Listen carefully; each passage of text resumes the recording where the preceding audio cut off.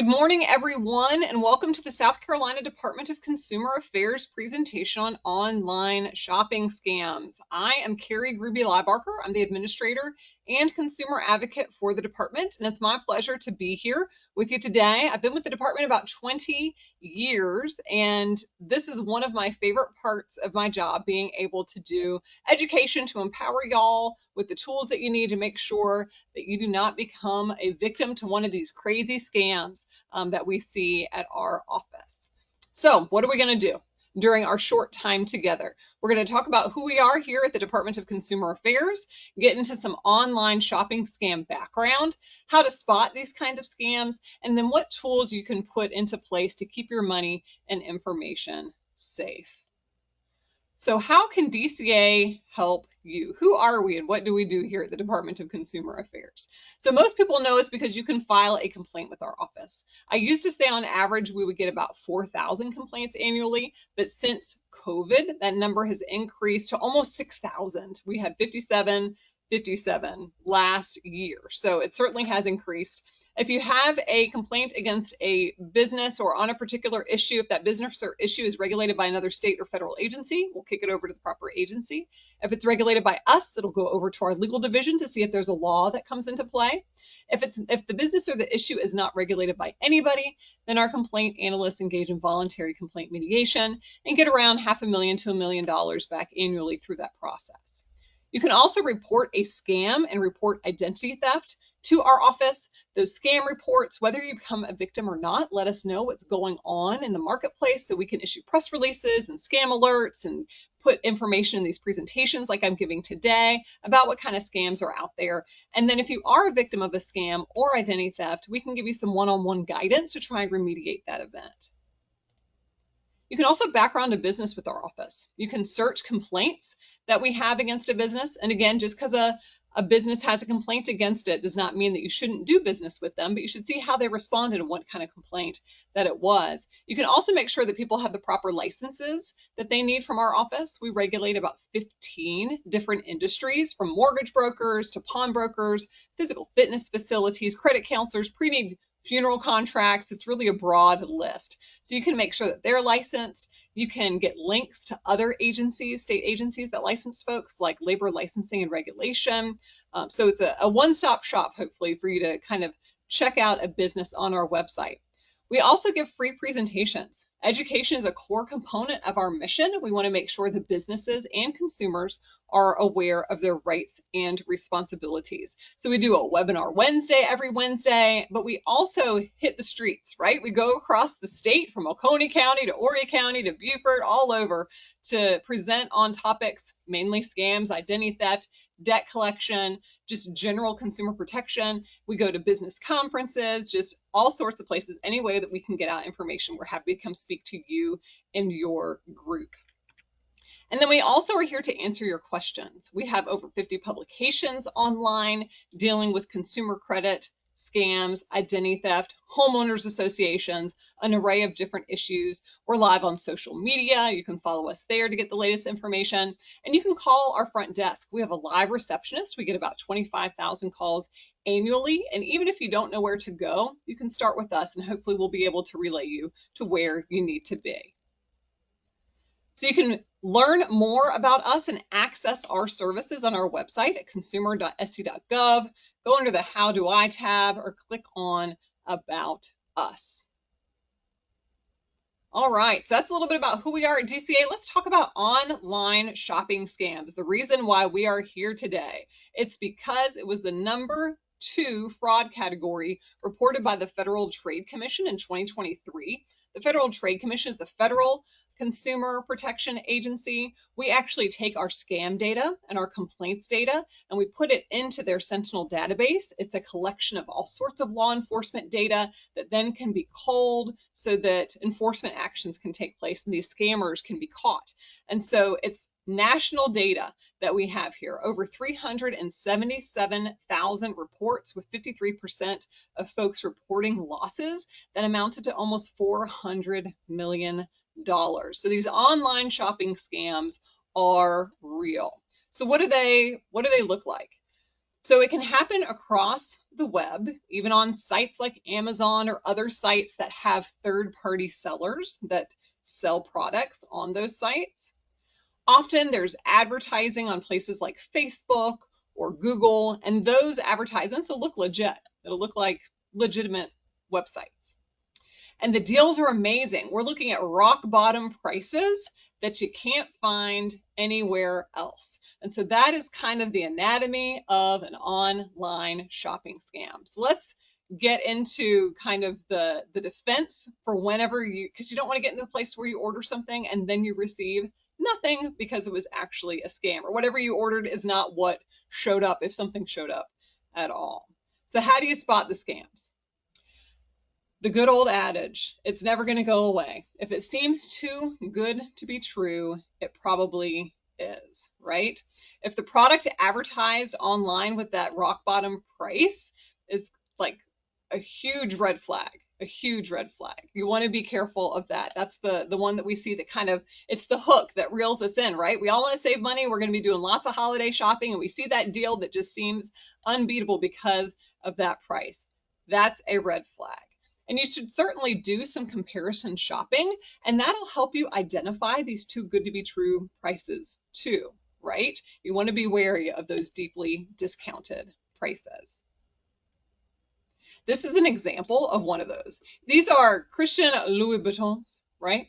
$205, and it's showing you what the comparable price is at other retailers, which is close to $4,000. So this is that example of a too good to be true option.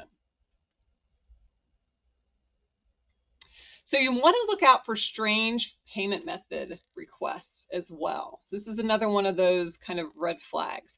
Be wary of sellers requiring you to pay specifically through a wire transfer or a payment app, prepaid debit card or gift card or cryptocurrency.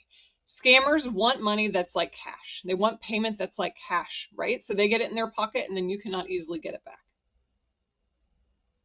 They often, they often want to use these methods because they cannot be easily stopped or traced. Once that money is gone, it's gone. So if you can pay with a credit card when you're shopping online, that's your greatest defense that you have to the payment side of the scam.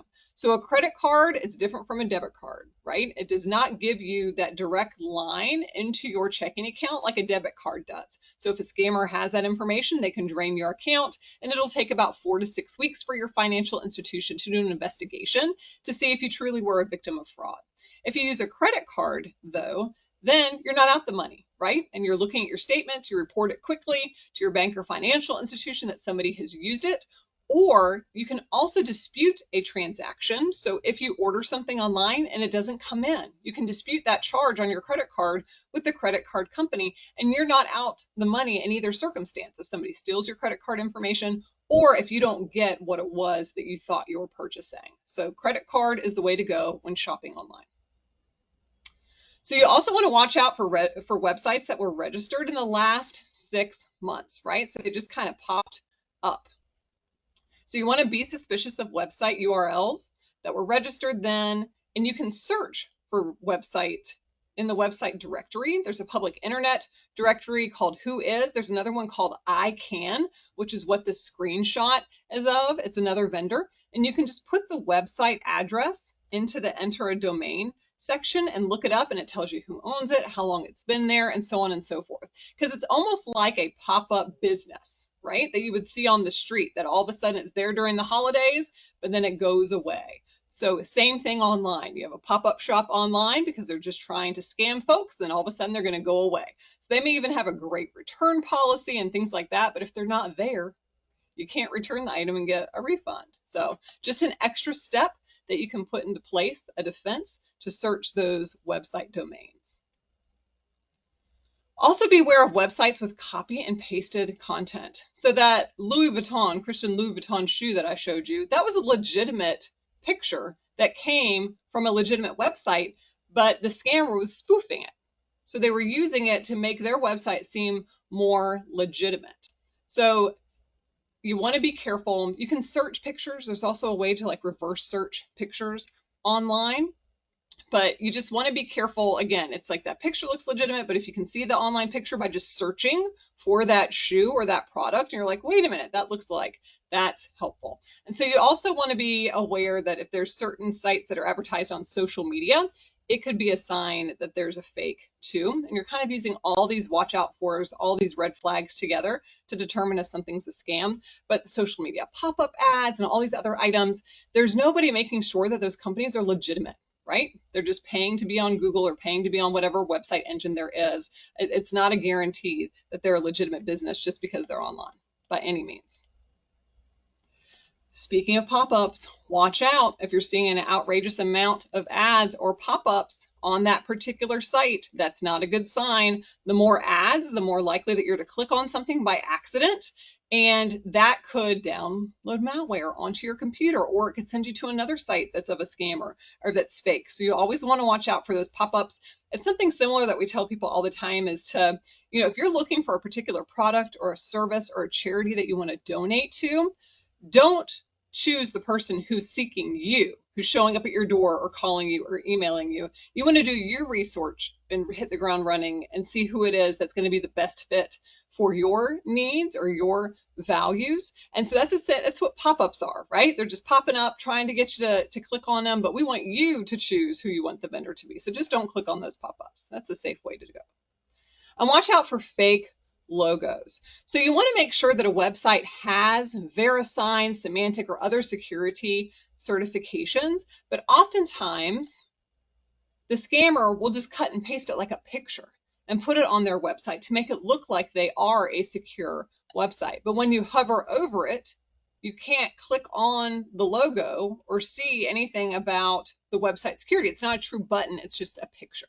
And so that's also a sign that the website could be from a scammer.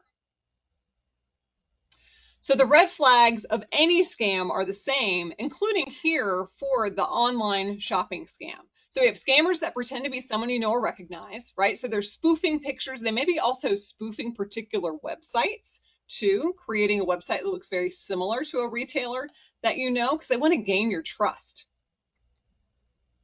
They also say there's a problem or a prize. The prize here is those rock bottom prices. You're getting something at a great deal, but it's going to be for a limited time. You got to act immediately, right? They kind of pull you in with that rock bottom price that makes you have the emotional response that you know that you need to buy it right now because there's not going to be any left if anybody else sees these things. And then they want that payment method, that they want you to pay in a specific way that's going to be difficult for you to stop or for it to be traced. And that includes prepaid debit cards, it includes wire transfers, cryptocurrency, anything that's like paying cash.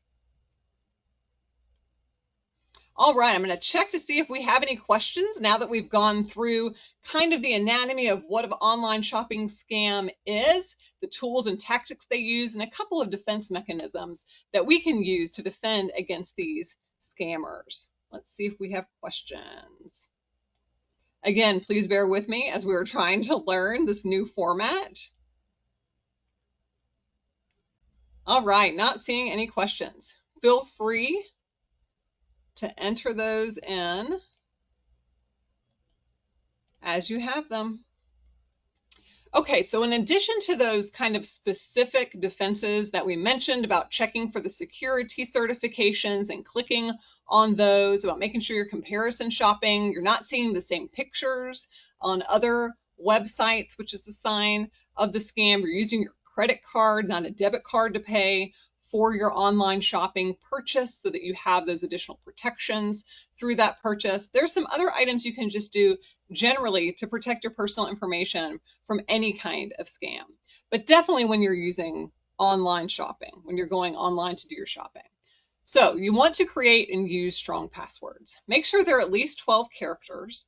The longer password is an indicator of how strong that it is. And you want to make sure that you're using a combination of upper and lowercase letters and symbols. You know, technology can be used for good and evil, and it's very easy to buy kind of a password breaker or password hacker online. And so passwords can go through the particular I guess we'll call it software to figure out what your password is. And so mixing it up makes it harder to do so. And you also want to mix it up. Don't make it words. One of the things I do, it helps in two ways, is, I can memorize a Bible verse, but also use beginning characters, middle characters, and different symbols and stuff like that to make the verse. So I'm memorizing that at the same time as making my password very hard. Some folks also use favorite song lyrics or verses or refrains, things like that. But make sure that you're not using common words. You don't want phrases or anything that's related to your personal life, especially if that information can be found online. So if your dog is named Chase, you don't want your password to be Chase1234 or something that's very easily ascertainable from somebody going online to your social media profile. You also want to make sure you're using multi-factor authentication. So two-factor authentication is an extra element of security that's in addition to you using a username and a password to log into your account. And so sometimes it's a passcode that you get via an authentication app or a security key or a text message or an email. And so you would enter your username, enter your password, and you would get a text with like a 6-digit code that you would then have to enter in. And so it's just to make sure that it's in fact you who is logging in to that particular site. Sometimes it could be a scan of your fingerprint, your retina, your face. You can use it on your phone. Sometimes, again, it's just that extra layer that can help defend against hackers who are trying to steal your information. And it's free, so we certainly encourage you to use it. So you can use two-factor authentication or multi-authentication on email accounts. For financial services, your banking institution, your credit unions likely have these. Social media accounts have two-factor authentication. We have gotten so many complaints lately about social media accounts being hacked. So please, if you have those, make sure you're checking your privacy settings as well as enabling multi-factor authentication here. Online store shopping, when you're doing online shopping, multi-factor authentication is often available. And then gaming and streaming entertainment services usually have two-factor authentication as well. You want to make sure you're monitoring your financial and personal accounts also. And again, these are tips that you should be doing all the time. You want to make sure that all of your statements are arriving on time, that they are correct. Be suspicious of any unexpected letters or phone calls that you're getting outside of normal, and be suspicious if stuff stops coming too. Those are items that could be little, red flags, little feelers are going up that there could be a sign of identity theft here. And this isn't just your financial statements. You want to make sure that you're looking at government benefit statements, medical benefit statements, just anything that you're normally getting. And then set up account alerts whenever you can. So this could be especially on the financial side of things. So you could set thresholds that you would want to be notified if your balance gets to a certain level, or if a purchase of a certain amount is being made, you would get a text or an email, some kind of notification that that's occurring. Also, if there's a new logon or logon alerts, you would get those too. So you get an email or a text, maybe even a phone call asking, telling you there's a logon from a certain computer. Is this you who is logging on? Is this you alerts? So those are all helpful for you to be able to monitor your account. Again, free tools that are available to keep you ahead of the game. And then you should be checking your credit report at least annually. It's through annualcreditreport.com. Under federal law, you're allowed one free credit report from each of the 3 major credit reporting agencies every 3 months. That's Equifax, TransUnion, and Experian. And so you want to make sure, again, you're going through it at least once a year. I set mine for my birthday, so it's something that I don't forget. But doing it twice a year doesn't hurt either. It's really cheap to pull a credit report. But even though federal law allows you one every 12 months, the credit reporting agencies since COVID have been allowing one for free each week. I don't know if you want to check it each week, but especially if you're about to make a major purchase where that credit report is going to be pulled, or if you're applying for a job or going to get security clearance and your credit report is going to be pulled, you want to make sure that you're looking at it, you're going through it with a fine-tooth comb, and you don't see any signs of identity theft or any incorrect or untimely information there. So you can go to annualcreditreport.com or call toll-free to get copies of those. Fraud alert. So this is a tool that we have under federal law as well. It's kind of similar to multi-factor authentication, but here it alerts a business that may be viewing or pulling your credit report to take extra steps to verify your identity. You do not have to be a victim of identity theft to use this resource. You place it by calling one of the 3 major credit reporting agencies, and they'll tell the others. It'll last 1 year, and then when you go to a business or your credit report is being pulled for a product or a service, they're going to ask you for an additional piece of information to verify that it's you. Sometimes it's a car registration. Sometimes it's a utility bill. So they're just taking that extra step to make sure you are the one applying for that product or that service. Then we have a security freeze. Now this puts your credit report on lockdown. It is a free option as well, just like the fraud alert is, but instead of doing an extra step, it just stops anyone from being able to access your credit report. So it helps prevent new lines of credit being opened in your name. You can thaw it whenever you want to be active in the marketplace, and say you're buying a car or want a credit card, or just, again, buying a product or a service or applying for a product or a service where your credit report is going to be pulled. You can thaw it out for a specific time and then the freeze will go back on. Here, though, you do have to contact each one of the 3 major credit reporting agencies to place that freeze. What happens if you think you've been a victim, either of a scam or identity theft? Call our office. You can call toll-free. It's 800-922-1594. It's at the bottom of each of our screens here. We have our general desk number there too. Or you can fill out a scam report or identity theft report online at consumer.sc.gov. But you want to make sure that you're also reporting that fraudulent or suspicious activity to whomever it was that you were trying to do business with. And of course, reach out to your bank to try and stop any transactions or dispute something or make them aware of the issue. And if the fraudster is posing as a legitimate business, they're spoofing, then contact the legitimate business, the company that you know their number belongs to them. You're not looking at any information that came through the scammer, and make them aware of that scam. So then they in turn can make the public aware that somebody is pretending to be them, or to let them know that they're not going to ask for payment by crypto or gift cards or things of that nature, which legitimate businesses generally do not make that your sole, or do not request payment in that manner. If you're a business, you want to gather as much information as possible, like the domain and the platforms that are being used by the scammer, report the activity to those platforms, report it to the IC3 website, which is the Federal Bureau of Investigation's Internet Crime Complaint Center. And you want to make sure you're notifying customers of that scam so that they can be on guard as well. All right, the pitch and the defense, let's wrap it up.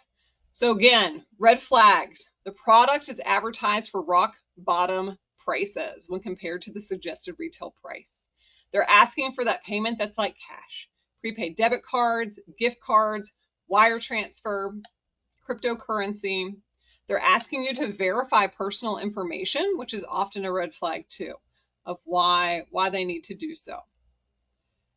And then some review of how you can keep your money safe. Just always remember, if it sounds too good to be true, it probably is. Pick your payment wisely. Again, the credit card has the most protections here. Review your financial statements often, and then have little feelers if you're not getting the financial statement, and reach out to the company. And don't be fooled by a good-looking website. It's just like caller ID. We used to trust caller ID until people could start spoofing it, and it can look like a telephone number was coming from Washington, D.C. or somewhere else, and not the actual scammer's telephone number. Same thing is applied to websites these days. You can spoof a website, social media account as easily as you can a telephone number.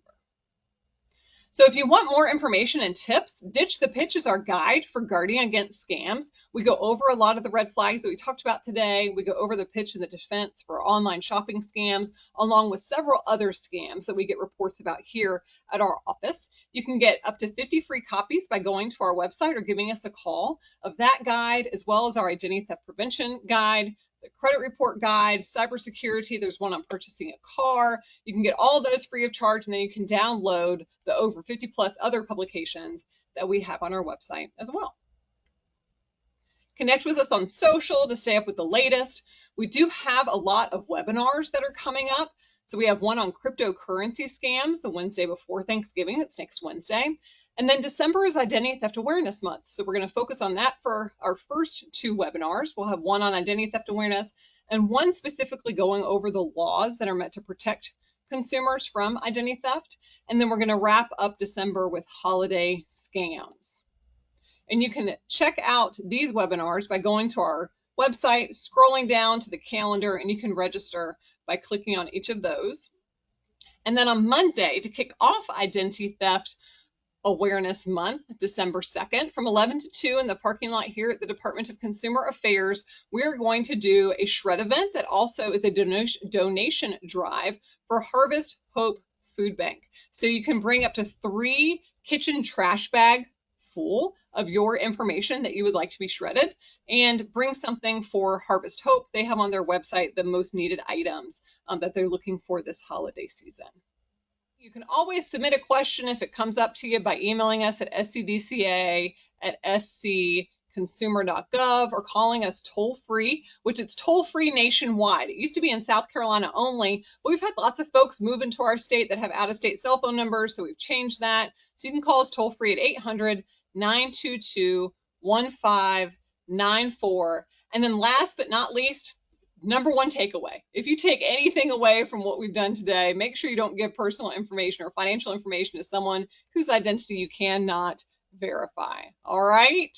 Thank you again for spending this time with us. I hope you and your family have a safe and happy holiday season and do some safe online shopping. Take care.